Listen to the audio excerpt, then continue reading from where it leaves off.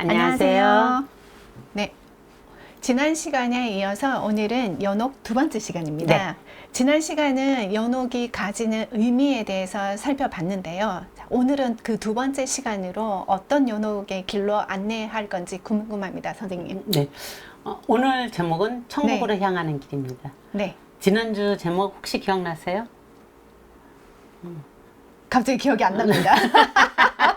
훅 들어오시네요. 하늘이 보이는 감옥이었습니다. 네네, 맞습니다. 하늘이 보이는 감옥. 감옥에서 길로 바뀌었어요.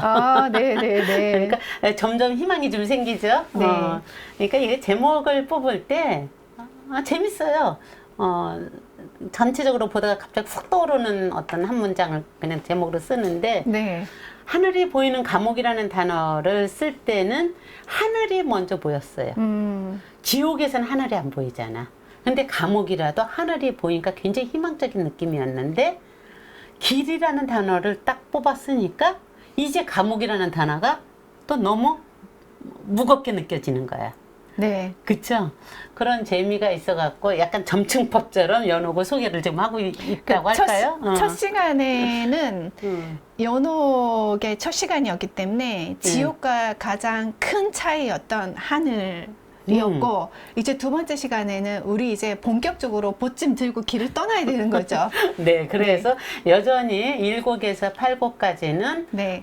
연옥 기슭을 아까 배회를 하면서 아직 연옥문에 도달하지 못하고 기슭에서 기다리고 있는 영혼들을 만나거든요. 그들과 만나면서 나누는 대화라든지 여러 가지 것 중에서 연옥의 특성을 나타내주는 걸 중심으로 살펴보려고 해요. 네. 근데 이제 단테가 이제 지옥에 베르길리오에서 내려갔던 때가 언제냐면은 시간적으로 따지면은 고난 주간이 있는 그 금요일 밤 해질녘이었어요. 그러니까 목요일부터 얘가 이제 죽을 것처럼 헤매고 있다가 베르길리오스를 만나서 지옥으로 들어가는 게 금요일 밤 해질녘이었는데, 그러니까 그 고난주간이니까 부활절을 앞둔 일주일 정도의 기간이잖아요. 그러니까 일주일 동안의 여행인 거예요. 단테의 신곡은. 부활을 앞둔 일주일 동안의 여행인데 몇 년치의 여행이라고 생각하시는 분들이 굉장히 많은데 그게 아니라 일주일간의 여행이라는 거죠. 이제 우리가 부활하기 전에 딱 그 일주일. 그러니까 이제 천국에 네. 올라간다라는 것은 부활 개념인 거잖아요. 이제 그렇게 굉장히 상징적으로 이제 이걸 쓰고 있는 건데, 단테가 어쨌든 그 어두운 항원역에 어두운 그 동굴에서 지하를 여행을 하고, 부활절날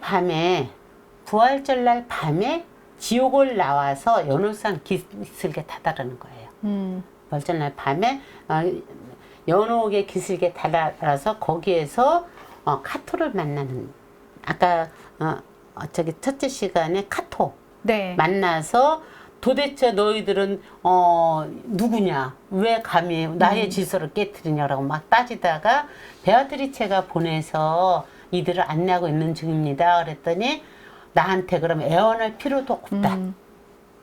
어여 저 사람을 갈대로 깨끗이 씻어서 너의 여행을 떠나라. 이러면서 카토가 사라졌던 바로 그 연옥의 파수꾼 카토.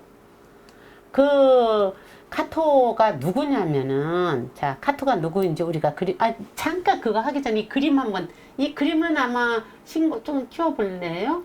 네, 저희가 지옥편 할 때도 사실은 이 그림은 아마 좀 익숙할 거예요. 네, 그렇죠? 네, 네. 잘 보시면은 이제 조금 그런데 익숙할 거예요. 이게 이제 탄테겠죠, 당연히. 네.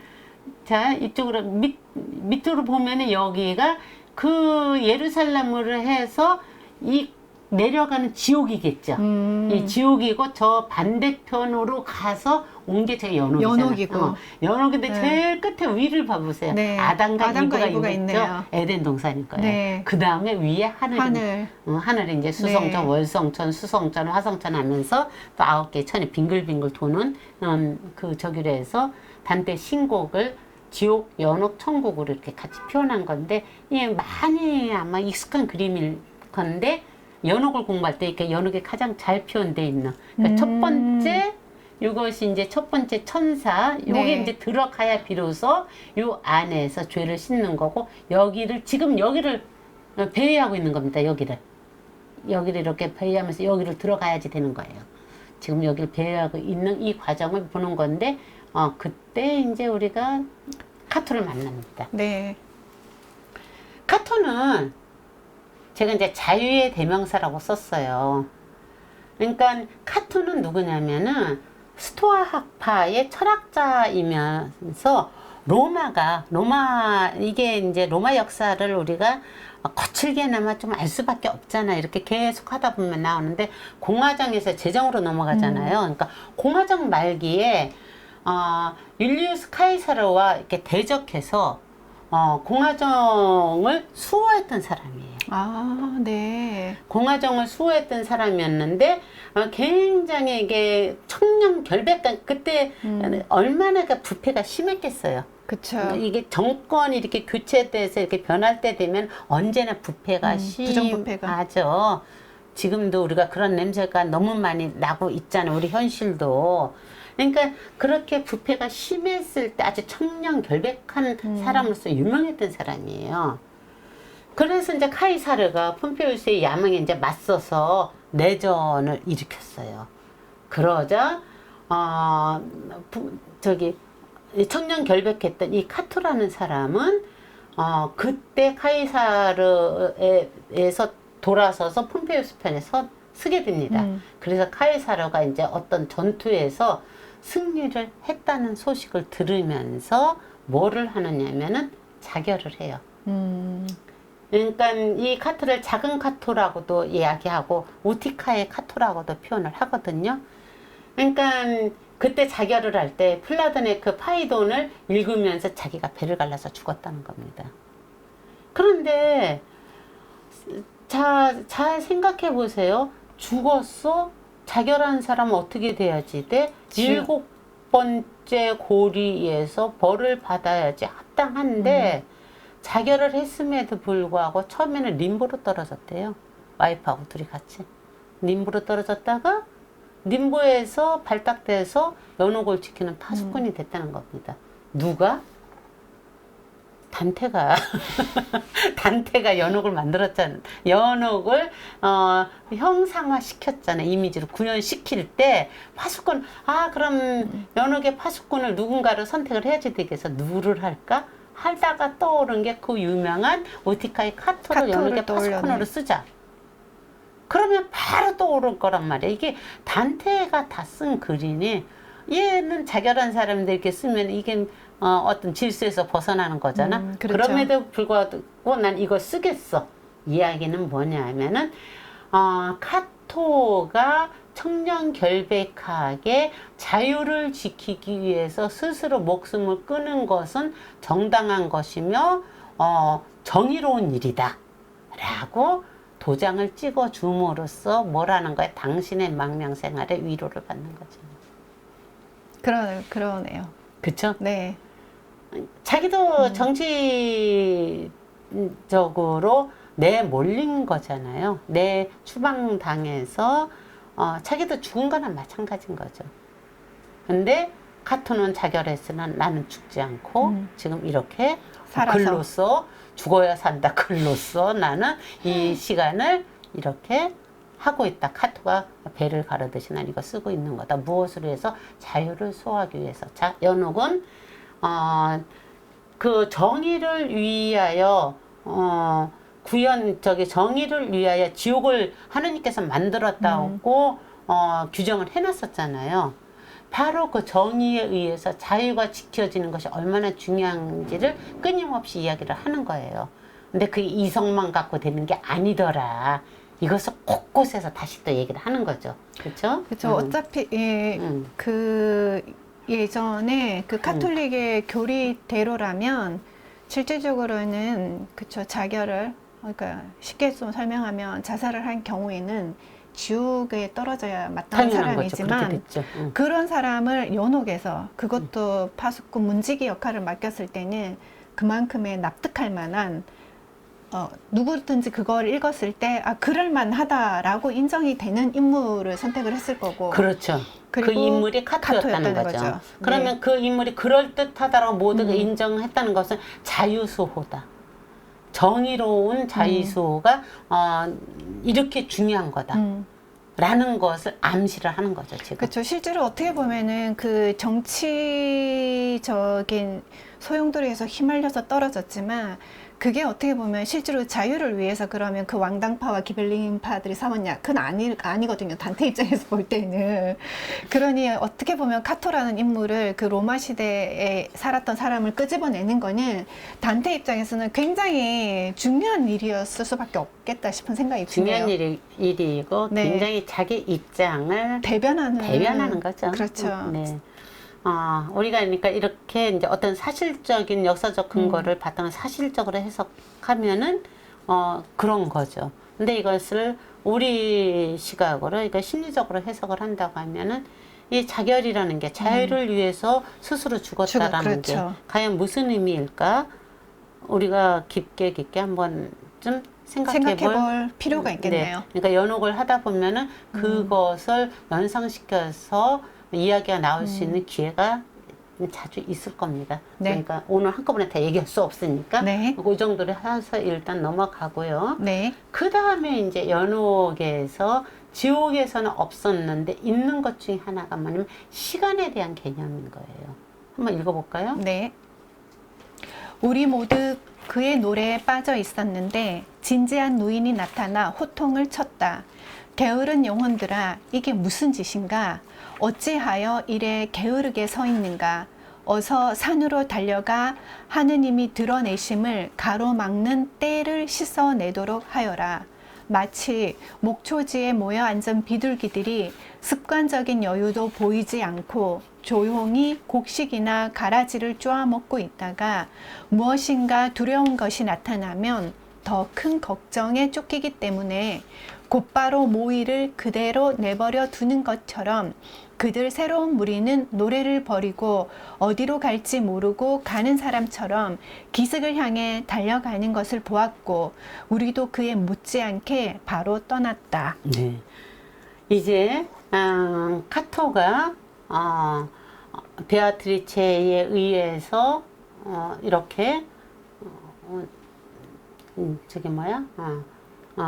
여기 순례를 우리 이렇게 순례를 하는 것이다라는 것을 허락을 네. 받고 움직이다 보니까 그러니까 움직여서 이제 그 기슭을 이렇게 여행을 했어요. 근데 그 아까 그 100여 명이 넘는 사람들이 그거를 내렸잖아요. 네. 근데 이들이 잠깐 먼저 도착하니까 어디로 가야지 되는지 길을 안내해 달라고 물어봐요. 그러니까 저희도 여러분들처럼 지금 방금 도착한 순례자들입니다. 저희도 몰라요. 같이 이러면서 이렇게 막 이렇게 돌고 있는데 어딘가에서 익숙한 느낌이 있어서 봤더니 자기의 오랜 시절에 이거를 좀 크게 해놓고 볼까요? 글씨를. 왜냐하면 그냥 이 상태로 놓고 하는 게 좋을 것 같아요. 했던 것처럼 그 생전에 본인의 친했던 친구 노래 부르는 카셀라라는 사람을 거기서 만난 거예요. 그러니까 카셀라가 이렇게 다니면서 아니 도대체 왜 아직까지 당신은 여기에 있습니까? 이러면서 이제 얘기를 한참 하다가 여기를 이렇게 도는 것은 저기를 금방 그렇게 들어갈 수 있는 게 아니라는 이런 얘기를 막 나누다가 내가 지금 저 지옥 여행을 하고 와서 너무 힘들다. 너무 힘들어서 지쳐 있으니 그 옛날을 생각하면 내가 위로의 노래를 좀 불러줘. 자, 지옥하고 연옥의 차이는 지옥은 고통의 소리, 신음소리, 연옥은 노래소리. 네. 그러니까 소리가 이렇게 바뀌는 게 이제 네. 계속해서 나와요. 네. 그 노래를 불러줘. 그러면서 당신의 사랑스러운 노래는 내 모든 열망을 잠재우곤 했지요. 혹시 이곳의 새로운 법이 당신이 노래하던 기억을 빼앗지 않았다면 육신을 걸치고 이곳까지 오노라 고생한 내 영혼 오늘 다소나마 위로해 주시오. 그러고 해서 이제 그 사람의 내 마음에 속삭이는 사랑하면서 막 노래를 불러요. 그랬더니 그 노래 앞에서 길 가듯 다른 영혼들이 모두가 같이 모여서 그 노래를 듣고 우리는 모두가 그 노래의 정신을 이렇게 딱 팔려 있는데 팔려 있었어. 딱 팔려 있어 갖고 이제 넋놓고 듣고 있을 때 바로 진지한 노인이 나타난 거야. 진지한 노인이 누구야? 카토잖아. 아, 이 진지한 노인이 카토인 거예요? 우리 모두 그 카셀라의 노래에 빠져서 영혼의 순례를 막 서둘러야지 될 사람들이 머물러 갖고 노래를 듣고 있으니까 안 가고. 나 이 게으른 영혼들이 이게 무슨 짓인가? 왜 이렇게 게으르게 사는가라고 호통을 쳤잖아. 근데 여기서 굉장히 재미난 얘기가 나오잖아요. 어서 산으로 달려가 하느님이 드러내심을 가로막는 때를 씻어내도록. 하느님이 드러내심을 가로막는 때를 아까 단테 같은 게 일단 뭘로 한번 씻어줬어? 갈대. 갈대. 그쵸? 네. 이 때를 씻어야지 그 첫 번째 천사 그 문지기 앞에 갈 수 있으니까 빨리 달려가서 계속 씻어내야지. 이 뭐 하는 짓들이냐 이러면서 호통을 치니까 모여있던 사람들이 이 그림을 이렇게 머릿속에 상상하면서 네, 네. 읽어보세요. 비둘기들이 막 쪼아먹는 걸 뭐라고 하냐면 습관적인 여유도 보이지 않고 그러니까 습관적인 여유도 보이지 않고 그냥 툭툭툭툭 계속 쪼아먹고 있다가 두려운 것이 무언가 나타나면 확 날아오고 어디로 갈지 모르고 막 그걸 헤매고 있다라는 얘기잖아. 이 노래를 듣고 있던 사람이 카토의 그 말 한마디에 모두가 황망하게 다 흩어졌다는 얘기야. 비둘기가 순식간에 자리를 뜨듯이 나는 것을 이렇게 표현을 한 거네요. 그리고 우리도 그렇게 떠났다는데 비둘기가 순식간에 자리를 황망하게 뭐 정신없이 흩어질 때 흩어지기 전에 그 특성이 뭐냐면 습관적인 여유도 보이지 않고 조용히 곡식이나 가라지를 쪼아먹다가 했을 때 비둘기도 먹는 모습을 생각해 보세요. 아무 생각 없이 계속 쫓잖아. 그러다가 뭐가 나타나면 어떻게 확 날아가잖아. 네, 후두둑 하면서 한꺼번에 다 사라지죠. 이게 무리의 속성인 거예요. 이 무리의 속성이 여기서 우리 이 두 가지를 같이 봐야지 돼요. 무리의 속성이 이렇다. 자기 의지와 뭐 생각도 없이 그냥 하다가 무언가가 나타나면 확 흩어져가 어디 가는지도 모르고 흩어져서 갔다가 또 무엇이 있으면 또다시 모이고 이게 군중심리하고 비슷한 거죠. 그런데 이렇게 그러니까 게으르다고 야단을 치는 거야. 호통을 치는 거야. 진지한 노인께서 호통을 치고 그 다음에 여기서 더 중요한 것은 호통을 치자 이들은 호통 소리에 다 흩어졌는데 지옥에 있는 사람들 어떻게 했어? 꼼짝도 안 하잖아. 그러니까 막 때리고 채찍으로 막 별짓을 다 해도 거기서 반항하잖아. 이게 오만과 겸손의 또 다른 어떤 태도의 차이라는 거지. 우리가 그거를 이렇게 보면 굉장히 재미있어요. 네. 우리 얼굴 그러니까 그렇게 이걸 보면서 지옥에는 없었던 시간이 있고 용맹정진해라 라는 말하고도 너무 통하지 않아요? 시간이 없다 용맹정진하라. 우리 이 소리 많이 듣잖아요. 바로 이 시간 개념이 연옥에는 있다. 그 다음에 이제 연옥에 또 다른 게 믿음에 대한 이야기인데 한번 이거 좀 읽어줘 보실래요? 네. 나는 내 앞에서만 땅이 그늘진 것을 보았을 때 혼자만 남은 것이 아닌가 두려워서 깜짝 놀라 옆을 돌아보았고 그러자 나의 위안인 그분은 돌아서서 말하셨다. 왜 믿지 못하겠느냐? 내가 너와 함께 있으며 너를 안내한다는 것을. 서로가 서로의 빛을 가로막지 않는 하늘들이 그러하듯 지금 내 앞에 그림자가 없다고 해서 놀랄 것 없다. 덕성은 그러한 육신들이 뜨거움과 차가움, 고통을 겪도록 조치하면서도 그 방법을 우리에게 드러내지 않으신다. 세계의 위격 안에 하나의 실체를 가진 무한한 길을 우리의 이성으로 완전히 이해하기를 바라는 자는 미치광이로다. 인간들이여 있는 그대로에 만족하라. 너희들이 모든 것을 볼 수 있었다면 마리아의 해산이 필요 없었으리라. 자, 이걸 조금 더 살펴보면은 아까 그래서 모두가 다 흩어졌어요. 네. 모두가 다 흩어지고서 이제 곡이 이 곡에서 3곡으로 바뀝니다. 네. 3곡으로 바뀌면서 이들도 흩어졌잖아요. 그랬는데 그 우리의 베르길리우스 스승님께서는 양심의 가책을 받아갖고 아주 기분이 언짢아. 그러니까 카토의 그 이야기를 듣고 나니까 진짜 자기가 생각해도 너무 기가 막힌 거야. 그러니까 이제 그 언짢아하고 수치스러워하는 모습을 보면서 단테가 고귀하고 깨끗한 양심이요, 아주 하찮은 허물조차 당신의 쓰라린 후회로군요. 그러면서 오히려 그 괴로워하는 자기 스승을 보면서 또 감동을 받아요. 그러면서 옆에 이렇게 딱 붙어서 이렇게 좀 가고 있는데 갑자기 내 앞에만 땅에 그림자가 생겼어. 이게 무슨 얘기야? 나만 육체가 있어. 나는 내 앞에 상에 땅에 그늘진 것이 보여? 나만 육체가 있으니까 빛이 통과를 못하니까 나의 그림자가 생겼어. 지금 연옥에 있는 거잖아요. 그렇지. 그래서 연옥에 있는 사람들은 실제 형상은 있지만 어떻게 보면 영혼이잖아요. 영혼은 그 그림자가 없잖아, 다. 그러니까 아까 카셀라도 자기 가사를 확 끼안으려고 했는데 어떻게 됐느냐면 헛적거린 거야. 안아주는 거지. 네. 근데 본인도 본인이 깜짝 놀란 거야. 그러면서 혹시 자기 혼자만 있는 게 아닐까 두려워서 옆을 이렇게 막 돌아다 봤더니 나의 위안인 그분 베르길리우스가 말한 거야. 왜 믿지 못하겠느냐? 내가 너와 함께 있으면 너를 안내한다는 것을.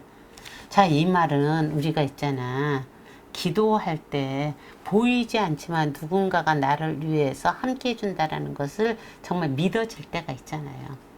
그런데 보이지 않는 것에 대한 믿음은 보이는 것에 대한 믿음보다 훨씬 더 쉽지 않지만 그 믿음이 진짜 믿음이 될 땐 얼마나 순수하고 강력합니까? 그러면서 얘기를 하는 거야. 너는 왜 나를 믿지 못해? 나는 언제나 너와 함께 하고 있잖아.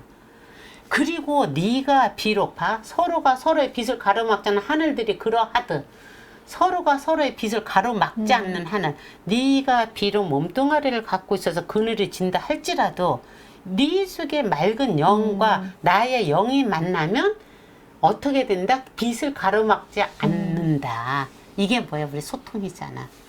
혜경 작가하고 나하고 지금 둘이 얘기를 하는데 이 속에 있는 영혼의 기운과 나의 영혼의 기운이 같이 소통되는 걸 느끼는 상태로 이런 식으로 얘기를 하는 거죠.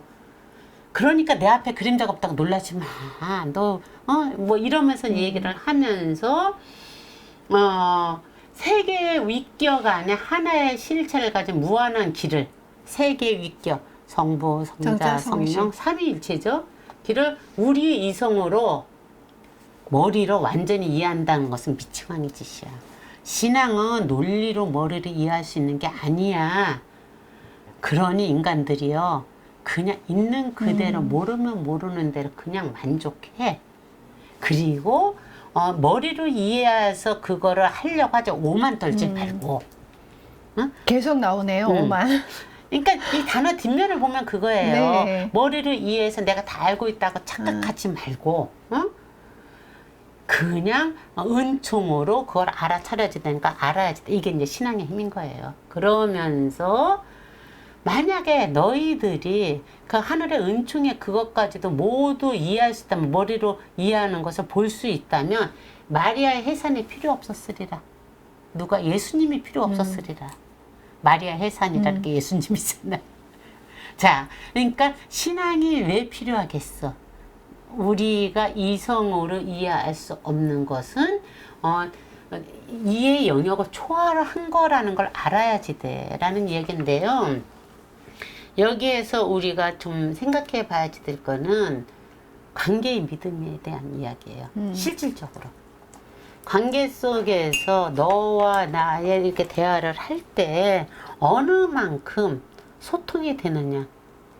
이 소통은 언어로 소통이 되는 게 아니라 언어는 사다리 역할을 하는 것 뿐이고 관계에 대한 신뢰로, 기운으로 서로 알아차리고 소통하는 거지 언어가 이해시킬 수 있는 건 아니다라는 걸 살면서 너무 많이 느끼지 않아요? 오죽하면 광고도 있잖아요. 말하지 않아도 알아요. 아, 그런 거 있어? 네. 옛날 사람입니다. 옛날에 나왔던 광고 중에 그 말하지 않아도 알아요. 이게 그게 있죠. 맞아. 그거 네. 있다, 진짜. 네. 그렇다는 거예요.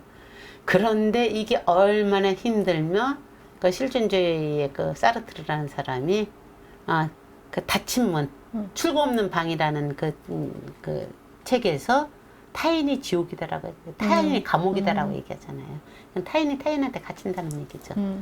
그러니까 관계의 소통에 대해서 우리가 생각을 좀 해봐야지 되는 대목이다라고 저는 해석을 했고요. 네. 이 관계는 결국에 어떤 상대에 대한 이때 믿음이라고 썼으니까 조금 오해의 여지가 있는데 신뢰일 가능성이 많아요. 관계에 대한 신뢰가 있을 때 그러면 그 신뢰는 무엇이야? 그 사람 자체가 아니라 그 사람의 안에 있는 그 사람의 고유성을 부여한 그 신성을 믿는 것. 그대 안에 있는 하느님이든 부처님이든 그 기운을 인지하고 믿는 것. 그걸로 우리가 소통되고 있다라는 거 알아차리는 것. 그것이 바로 관계가 아닐까라는 생각을 이걸 보면서 베르길리우스는 단테에게 지옥 편에서도 그랬고 여기에서도 그랬고 가끔가다 왜 나를 믿지 못하느냐라는 이야기를 자주 해요. 네, 지옥편에서도 이 문구는 있었어요. 있었던 것 같거든요. 있었어요. 네. 네. 자, 예수님이 끊임없이 제자들한테도 그런 이야기를 해요. 그러면서 뭐라면 너희들은 나를 믿는 게 아니라 내가 일으킨 표징을 믿는 거다. 이 믿음이 없는 안타까워하면서 그런 얘기를 해요. 그럴 때 그때 그 믿음이라는 게 무엇인가에 대한 생각 우리가 좀 깊게 해봐야지 되지 않을까. 제가 이제 얼마 전에 그 영화 나눔을 하는데 부활의 증인 막달라 마리아라는 걸 갖고 지난주에 영화 나눔을 했는데 거기에서 이제 그 마리아 그러니까 주연이었던 마리아가 그런 얘기를 해요. 그러니까 베드로와의 거기 그러니까 믿음의 차이에 대한 믿음의 다름에 대한 차이라기보다는 다름이라고 저는 해석했는데 다름에 대한 것을 이야기를 할 때 이해가 안 되는 건 이해의 영역을 초월한 거예요. 그걸 자꾸 이해하려고 하지 마십시다. 그러면서 이제 저 예수님이 죽고 마리아한테 처음으로 부활을 한 것을 갖고 이야기를 할 때 그 마리아가 이제 그 다락방에 있는 그 제자들한테 갑니다. 가서 제가 예수님 봤습니다. 그랬을 때 베드로가 하는 이야기예요. 베드로가 당신이 예수님이 당신께 나타났다라는 부활했다라는 거 저 믿습니다. 그건 계시였겠죠. 그런데 그분은 당신한테 얘기하듯이 이렇게 사랑을 가르쳤지만 우리는 혁명을 추구했습니다. 베드로, 유다가 결국 예수를 배신한 것은 그 영화에서는 그 혁명에 실패했기, 혁명을 할 수 있는 사람이 혁명을 하지 않았기 때문에 배신한 걸로 되는 거거든요. 지금 여기서 가장 중요한 건 그거예요. 그분은 사랑을 가르쳤지만 우리는 혁명을 추구했어요. 사랑 오케이 좋습니다. 그런데 저 문 밖에 서 있는 저 수많은 비극적인 저 사람들, 우리 이게 식민 통치하에서 저 고난받는 저 사람들 어떻게 할까요? 새로운 세상은 예수님이 한꺼번에 짱 하고 계시에서 나타나서 진정한 천국이 이루어지기까지는 안 나타납니다. 이런 식으로 얘기를 할 때 베드로가 아니 마리아가 그 얘기를 하거든요. 그거는 당신의 믿음이지요. 나는 그 사랑의 믿음을 전파로 나가겠습니다. 그러고 이제 영화가 끝나요. 이 믿음도 각자 사람마다 이렇게 다르다는 거예요. 내가 요 대목을 쭉 보면서 이걸 뭐 길게 얘기할 수 있는 부분이 아니기 때문에 전달이 좀 잘 안 되기는 있는 거는 같은데 믿음도 종류가 각자 다르다. 그런데 어느 게 맞고 어느 게 틀리다가 아니라 그 다양성을 다 같이 인정해서 그 공존 속에서 실제 그 사랑이 큰 사랑이 형성이 되는 거다.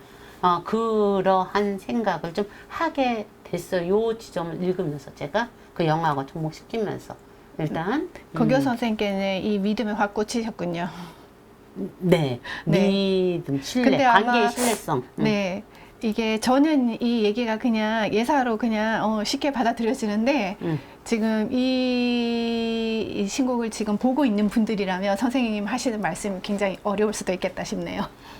그러게요. 네, 네. 제가 이게 꽂혔던 부분을 좀 설득력 있게 설명을 좀 제 느낌을 좀 전달하고 싶은데 네, 네. 제가 쫓기면서 이야기를 하고 있어요. 그래서 네. 여기서 넘어갑시다. 이 네. 이야기는 앞으로도 계속 나올 것 같습니다. 네. 네.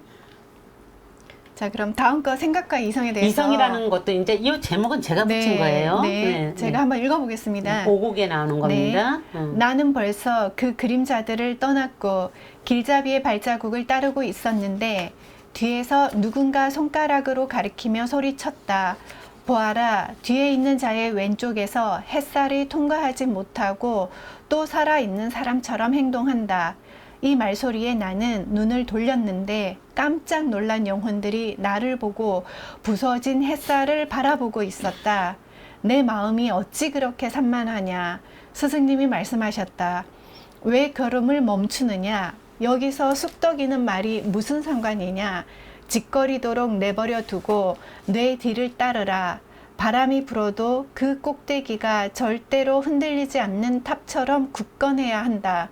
생각에 생각을 더하는 사람은 언제나 자기 목표에서 멀어지니 한 생각이 다른 생각을 약화시키기 때문이다.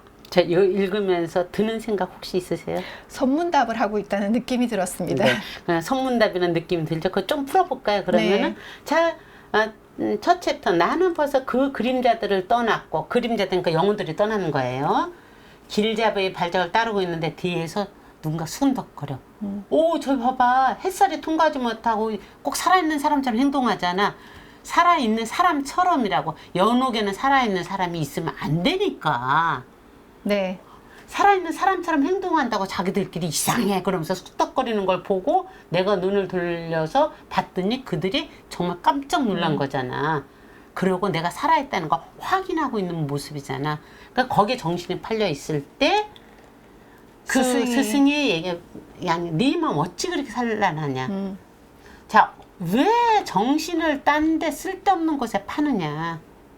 우리 이런 경우 많잖아요. 네. 왜 정신을 딴 데 팔어? 네가 지금 저들이 쑥독이든 만든 그게 너하고 무슨 상관이야. 너는 네 갈 길을 가면 되는 건데 저들이 무엇이라 너한테 짓거리든 상관하지 말고 너는 내 뒤를 따라서 와. 그러면서 어떻게 해야지 된다 그래서 바람이 불어도 그 꼭대기가 절대로 흔들리지 않는 탑처럼 굳건해야지 된다. 그런데 저런 말에 자꾸 휘둘리고 밖의 이야기에 휘둘리고 그러다 보면 뭐가 된다고? 생각에 생각을 더하는 사람은 언제나 자기의 목표에서 멀어지니 남 생각에 휘둘리다가 놓쳐버리니 잡념에 빠지면은 결국은 생각을 약화시켜서 망상에 빠지게 하는 거야. 삶의 태도에 대해서 얘기하는 건데 이거 우리 사실 정말 자주 빠지는 함정이잖아요. 누군가가 내 이야기를 어떻게 하고 있다라는 것에 초연할 수 있는 자 과연 어느 만큼이나 될까. 초연하기는 힘들지만 어느 만큼 그것으로부터 빨리 벗어나 지나. 이거 자꾸 체크해야지 되는데 네. 이게 생각처럼 쉽지 않기 때문에 남들이 나에 대해서 뭐라고 하는지를 알려고 할 필요가 없다. 하지만 세상사가 그렇지 못해서 계속 내 얘기가 남 입에 오르내릴 때 계속 얼마나 신경이 힘들어요. 쓰이게 되죠. 그렇죠. 심지어는 그게 죽음에 이르기까지도 하니까요. 그럼요. 그 죽음에 요즘에 얼마나 시끄러워요 지금. 교사들이 계속해서 연쇄적으로 그런 자살 소동들이 일어나고 그러니까 참 가슴 아픈 얘기인 거잖아요. 누구의 잘못을 한쪽으로 치우쳐서 밀어붙이기 이전에 일단 우리는 뭘 먼저 봐야지 듣느냐면 타인의 말이 나한테 미치는 영향에 대해서 내가 어느 만큼 나 자신에 대한 자존감을 갖고 있느냐에 따라서 왔다가 튕겨서 나갈 수 있게끔 하는지 와서 나를 그냥 상처를 찌르는지 그럼 찔리느냐 튕겨져 나가느냐 나의 자존감과 자존감과 연결이 되는 것이다라는 것을 일단 철저하게 알아야지 된다는 얘기예요. 상대가 하는 것이 좋다 나쁘다 말하는 것 두 번째. 일단 어떤 식의 이야기가 어떤 식으로 들어오든 내가 그 앞에서 나의 길을 똑바로 갈 수 있는 힘을 어느 만큼 보유하고 있는지. 단테 그렇게 쳤는데 쓰러져서 죽지 않고 신곡을 쓰고 있듯이 누군가는 그 자기 오름을 위해서 카토 같은 경우는 자결을 하듯이 내 삶의 고유성을 가지고 살아나갈 때 외부의 어떠한 것들이 나한테 미치는 영향의 강도가 어떻게 작용을 하고 있는지를 자꾸 체크하는 것이 내가 설 수 있는 유일한 길이다. 외부 환경이 바뀌어지면 금상첨화고 외부 환경 바꿔지는 것은 내가 어떻게 할 수 없는 일이니 내 안에서 나가 변화해야지. 내 인생은 내 거니까. 그것이 굉장히 중요한 얘기인데 여기에서 이제 제가 생각과 이성이라는 제목을 붙인 게 이게 신화학자 제가 굉장히 좋아하는 조세 캠벨이 한 이야기 중에 한 문장 때문에 갖고 온 건데요. 이런 이야기를 하셨어요. 하느님과의 관계를 가능케 하는 것은 이성입니다. 생각은 이성은 생각이 하나인데 생각과 이성은 다르다. 사물에 관해서 생각한다고 해서 그게 반드시 이성이 작용한다고 할 수는 없다.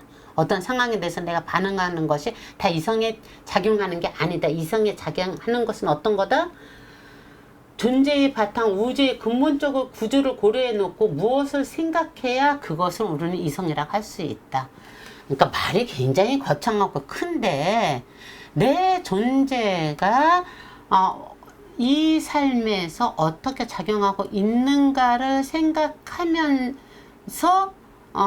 그것을 생각하면서 하는 것 그것만이 올바른 이성이지 그 나머지 것들은 흩어지는 것이니 그런 것에 너무 산만하게 막 움직이지 말고 지금 네 몸 어찌 그렇게 산만하냐 걸음 멈추지 말고 쑥덕이는 말이 너에게 무슨 상관이 있다고 그러고 있느냐 용맹정진해서 가라 지금 이렇게 얘기하는 거잖아요. 그러니까 지금 연우편에서는 계속해서 용맹정진해서 네 길을 가라는 얘기를 강조를 해요. 끊임없이 이렇게 저렇게 누가? 단테가 누구에게? 본인에게. 얼마나 억울한 일이 많고 얼마나 화가 나면은 밤중마다 이런 일기 쓰면서 마음을 다잡겠어. 우리가 역으로 그렇게 생각하셔야지 해볼 필요도 있어요. 그래야지 단테가 인간적으로 느껴져요. 너무 위대한 뭘로만 생각하면은 어? 네. 우리 이 얘기 가끔 한 번씩 하죠. 저는 왜 걸음을 멈추느냐 여기서 쑥덕이는 말이 무슨 상관이냐 이 단어가 와서 확 꽂혔던 것은 타인의 어떠한 판단 나에 대한 이야기가 바람결에라도 들려왔을 때 내가 의연하지 못한 내 모습을 보니까 이런 말에 더 꽂히지 않았을까 저는 이제 그런 생각이 듭니다. 내 얘기인 거예요. 그 다음에가 이제 기도에 대한 이야기입니다. 한번 읽어보실래요? 내 죄는 끔찍한 것이었지만 무한한 성께서는 아주 넓은 팔을 펼치고 당신에게 돌아오는 자를 받아들이시지요. 한 줄기 희망이라도 간직하는 한 그런 저주에도 불구하고 영원한 사랑은 길을 잃지 않고 돌아올 수 있습니다. 사실 성스러운 교회에서 쫓겨난 채 죽은 자는 막바지에 뉘우치더라도 오만하게 보낸 시간의 30배 기간 동안 이 절벽의 밖에서 기다려야 하는데 만약 훌륭한 기도로서 그런 시간이 더 짧아지지 않는다면 말입니다. 이게 기도의 힘을 얘기하는 거예요. 우리 기도의 힘에 대해서는 뭐 특히 죽음 앞에 이르렀을 때 우리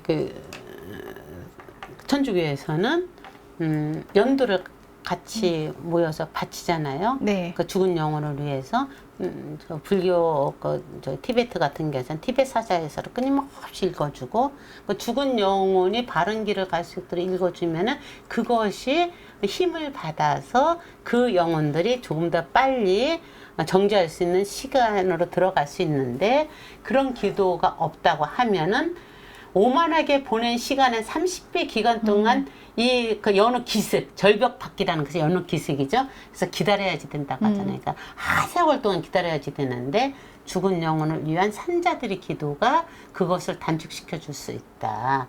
이게 이제 기도에 대한 힘을 얘기하는 거예요. 네. 그러니까 신에게 기도를 올린다는 것은 신과 이야기를 나누는 것이다라는 이야기들을 하거든요. 네. 그러니까 정말로 죽은 영혼을 위해서 기도를 해서 효력이 있다라고 정말 느끼나? 한번 생각을 하시면 기도에 대한 생각이 조금 달라질 수 있어요. 자, 기도의 중요성. 이거 영화 코코 생각나요? 코코 샤넬요? 코코. 코코. 미국에 네네. 나오는 거 네. 애니메이션 영화. 그 음악하는 애. 네네네. 그러니까 이 걔가 들고 다니는 걔 이름이 단테잖아요. 그쵸. 단테인데 이 신곡을 바탕으로 했다는 게 너무 보여줘요. 자, 그 정도에서 넘어가고요. 네. 이게 아까 이제 마무리를 하려고 하는데요. 오늘 제목이 천국으로 향하는 길이라고 그랬어요. 연옥이. 네. 천국으로 향하기 위해서 오늘 우리가 살펴본 것은 기도, 타인의 힘이죠. 그 다음에 용맹정진하는 것, 시간을 그러니까 외부의 어떤 것에 영향받지 말고 관계의 신뢰성을 갖고 보고 뭐 이런 식으로 얘기를 하면서 용맹정진해서 자기 안에 있는 죄를 끊임없이 닦아내야지 되는데 그게 연옥에서의 살아가는 방식이다 라는 이야기를 이 연옥 기술계에서 끊임없이 하고 있는데, 그런데 바로 그 길이 천국으로 향하는 그 길이 아까도 말했던 이성만으로는 안 된다. 응? 이거는 신앙 고백서잖아요. 그렇죠. 그러니까 단테는 이성만으로는 안 된다. 그리스도를 따라야지 된다. 예수님께서 얘기했잖아요. 나는 길이요 진리요 생명이니 나를 거치지 않고서는 아무도 아버지께 갈 수 없다라고 요한복음 14장 6절에서 말씀을 하셨던 그걸 근거로 해서 삶의 방향성은 이성과 신앙의 조화로서 찾아서 잃지 않고 갈 수 있는 거지, 이성만으로는 그 연옥에 있다 할지라도 그 길을 잃어버릴 가능성이 많다. 이 이야기를 여기서 강조를 하면서 하고 있습니다. 네. 그리고 이제 우리가 지난번에도 계속 얘기를 했지만, 그러니까 심리적 공간이라는 거예요. 이게 자꾸 물리적 공간으로 생각해서 수직 개념으로 생각하면은 연옥에서 지옥으로 안 떨어질 것 같지만 아니다. 심리적 네, 공간이다라는 걸 느끼면서 관점을 바꿔서 자꾸 우리가 오늘 했던 이 이야기를 내 삶에서 적용시켜서 찾아보는 걸로 이야기를 하고, 다음 3강에서는 구체적으로 연옥 안으로 이제 들어가 보도록 하겠습니다. 연옥의 기술, 그 전반적인 부분의 연옥의 특성에 대해서 2주에 걸쳐서 나눔을 했는데, 자, 어떠셨는지 이야기를 듣고 일단 네. 마무리를 하도록 하겠습니다. 사실 저는 이 두 번째 시간인데 좀 어려웠어요.